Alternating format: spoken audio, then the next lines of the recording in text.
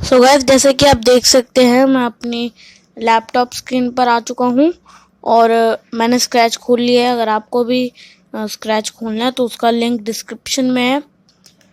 और गाइस, जैसे कि आप देख सकते हैं राइट में मेरी एनिमेशन दिख रही है और लेफ्ट में जो मैंने अपना कोड लिखा है एनिमेशन बनाने के लिए वो दिख रहा है। तो आपको क्या करना है, आपको सबसे पहले लुक्स में जाना है।